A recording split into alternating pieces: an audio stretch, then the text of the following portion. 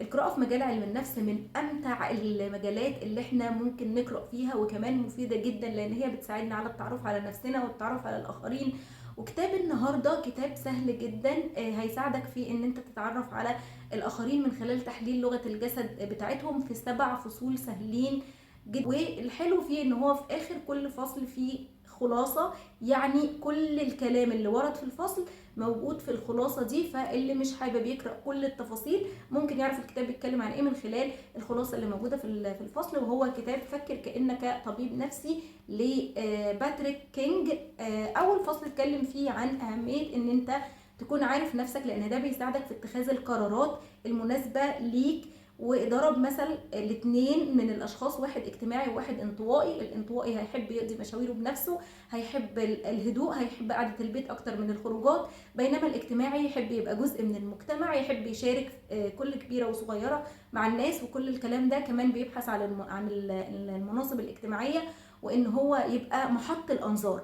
اتكلم عن نشأة التحليل النفسي وامتى بدأ الإنسان يهتم بالتحليل النفسي. والموضوع من زمان جدا، من الحقبة الإغريقية، من أول نظرية ظهرت اللي هي نظرية الأمزجة، اللي هي بتعتمد على إن الإنسان متكون من 4 سوائل، وكل إنسان بيختلف عن التاني بناء على نسبة هذه السوائل في جسم كل إنسان. يعني ممكن سائل يبقى زايد في جسم إنسان ونسبته أقل في جسم إنسان تاني والعكس.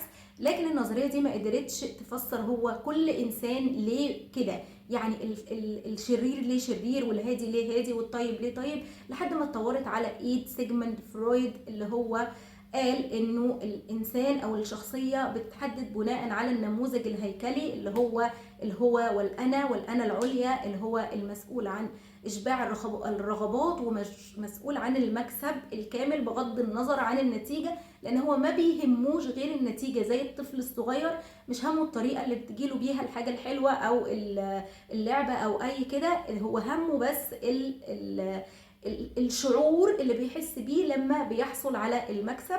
بتيجي بعد كده الانا اللي هي بتدور على طريقه لتحقيق الهدف او الحاجه اللي هو راغب فيها، بس بتحترم القواعد وبتحترم الاعراف. وبعد كده الانا العليا اللي هي وعي الضمير، اللي هو ده باختصار شديد جدا. طبعا الكلام ده مفصل تفصيل اكتر من كده بكتير جوه الكتاب.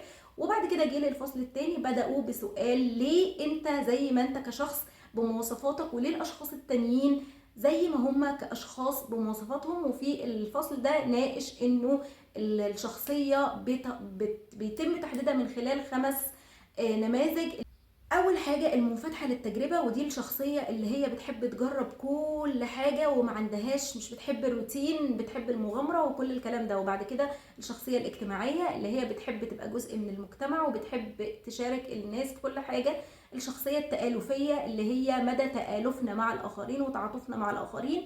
والشخصيه اللي عندها وعي ضمير، اللي هي بتفكر اكتر من مره في القرار. الفصل الثالث اللي هو يعتبر صلب الموضوع، اللي هو ازاي تحلل الاشخاص اللي قدامك عن طريق حاجتين: اول حاجه تحليل تعبير الوجه، وتاني حاجه تحليل لغه الجسد. طبعا مع شرح كامل لازاي ان انت تحلل تعبير الوجه وازاي تحلل لغه الجسد وكل الكلام ده. وفي الفصل الرابع بقى اتكلم عن الوعي الذاتي والوعي الاجتماعي والإرادة. والخامس اتكلم عن الطرق اللي احنا نقدر نستمد بيها معلومات عن الأشخاص اللي قدامنا، اللي احنا حابين نحلل شخصياتهم أو نتعرف عليهم بشكل أكتر، بطريقة ما تخليناش نحسسهم ان هم محطوطين تحت مراقبة او كده. وفي الفصل السادس اتكلم عن المخ البدائي وازاي بيفكر. وفي الفصل ده شرح هرم الاحتياجات، اللي هو ابتداء من